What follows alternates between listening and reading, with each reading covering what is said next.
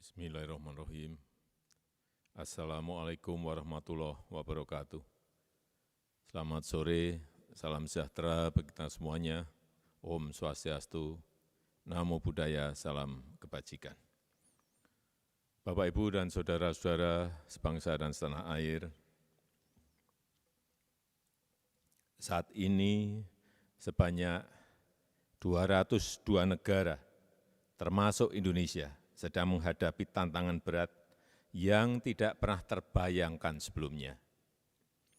Pandemi COVID-19 bukan hanya membawa masalah kesehatan masyarakat, tetapi juga membawa implikasi ekonomi yang sangat luas.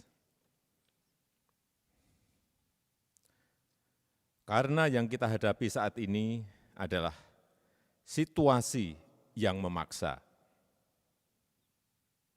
maka saya baru saja menandatangani peraturan pemerintah pengganti undang-undang Perpu tentang kebijakan keuangan negara dan stabilitas sistem keuangan.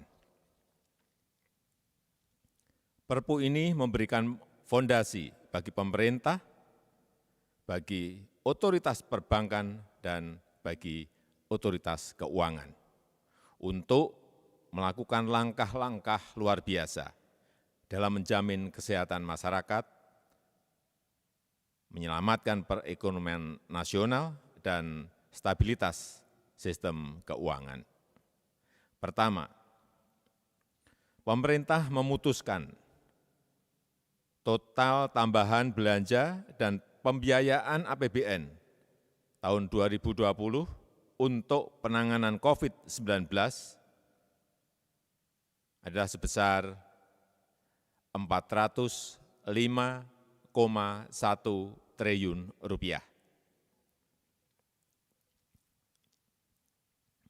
Total anggaran tersebut akan dialokasikan Rp75 triliun untuk belanja bidang kesehatan, Rp110 triliun untuk perlindungan sosial, Rp70,1 triliun untuk insentif perpajakan dan stimulus kredit usaha rakyat, dan Rp150 triliun untuk pembiayaan program pemulihan ekonomi nasional, termasuk restrukturisasi kredit, serta penjaminan dan pembiayaan dunia usaha, khususnya terutama usaha mikro, usaha kecil, dan usaha menengah. Bapak, Ibu, dan saudara-saudara sebangsa dan setanah air, anggaran bidang kesehatan akan diprioritaskan untuk perlindungan tenaga kesehatan, terutama pembelian APD, pembelian alat-alat kesehatan seperti tes kit, reagen, ventilator, dan lain-lainnya, dan juga untuk upgrade rumah sakit rujukan, termasuk Wisma Atlet, serta untuk insentif dokter, perawat, dan tenaga rumah sakit, juga untuk santunan kematian tenaga medis, serta penanganan permasalahan kesehatan lainnya. Kemudian anggaran perlindungan sosial akan diprioritaskan untuk keluarga penerima manfaat PKH yang naik dari 9,2 juta keluarga menjadi 10 juta keluarga penerima manfaat. Juga akan dipakai untuk kartu sembako yang dinaikkan dari 15,2 juta orang menjadi 20 juta penerima.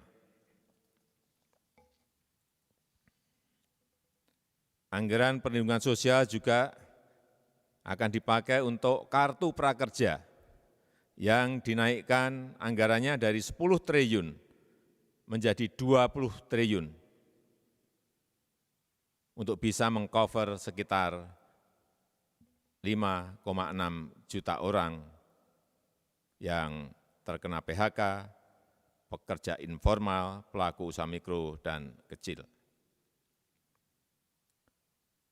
Juga akan dipakai untuk pembebasan biaya listrik 3 bulan untuk 24 juta pelanggan listrik 450 kVA dan diskon 50% untuk 7 juta pelanggan 900 kVA.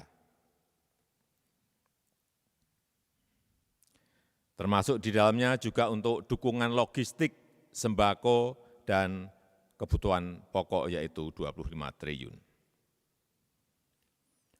Untuk stimulus ekonomi bagi UMKM dan pelaku usaha akan diprioritaskan untuk penggratisan PPh 21 untuk para pekerja sektor industri pengolahan penghasil maksimal 200 juta.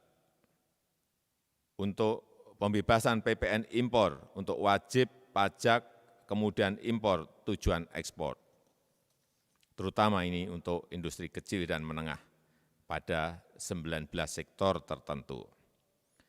Dan juga akan dipakai untuk pengurangan tarif PPh sebesar 25% untuk wajib pajak kemudian impor tujuan ekspor, terutama industri kecil menengah pada sektor tertentu. Dan juga percepatan restitusi PPN bagi 19 sektor tertentu untuk menjaga likuiditas pelaku usaha. Dan untuk penurunan tarif PPh badan sebesar 3% dari 25% menjadi 22%. Serta untuk penundaan pembayaran pokok dan bunga untuk semua skim KUR yang terdampak COVID-19 selama 6 bulan. Untuk bidang non-fiskal, dalam menjamin ketersediaan barang yang saat ini dibutuhkan, termasuk bahan baku industri, pemerintah melakukan beberapa kebijakan, yaitu penyederhanaan larangan terbatas, lartas ekspor, penyederhanaan larangan terbatas atau lartas impor, serta percepatan layanan proses ekspor impor melalui National Logistic Ecosystem. Bapak Ibu yang saya hormati, pemerintah bersama Bank Indonesia dan OJK mengoptimalkan bauran kebijakan moneter dan sektor keuangan untuk memberi daya dukung dan menjaga stabilitas pada perekonomian nasional. Bank Indonesia telah mengeluarkan kebijakan stimulus moneter melalui kebijakan intensitas triple intervention, kemudian menurunkan rasio giro wajib minimum valuta asing bank umum konvensional,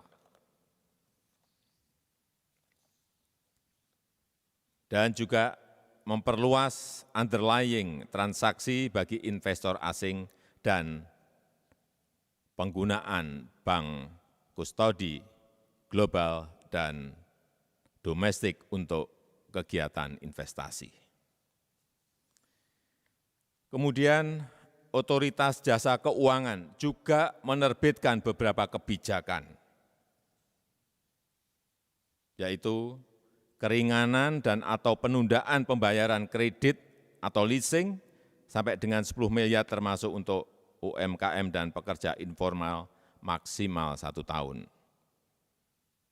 Serta memberikan keringanan dan atau penundaan pembayaran kredit atau leasing tanpa batasan plafon sesuai dengan kemampuan bayar debitur dan disepakati dengan bank atau lembaga leasing.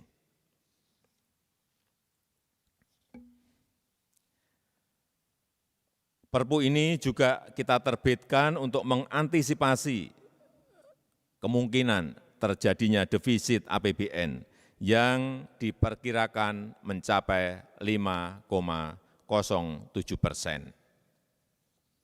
Oleh karena itu, kita membutuhkan relaksasi kebijakan defisit APBN di atas 3%.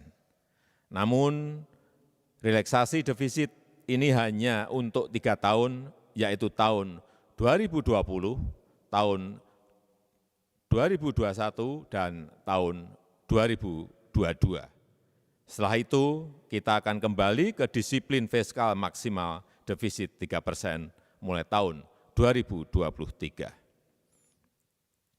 Terakhir, saya mengharapkan dukungan dari DPR RI. Perpu yang baru saja saya tanda tangani ini akan segera diundangkan dan dilaksanakan, dan dalam waktu yang secepat-cepatnya kami akan menyampaikan kepada DPR RI untuk mendapatkan persetujuan menjadi undang-undang. Demikian, terima kasih. Wassalamualaikum warahmatullahi wabarakatuh.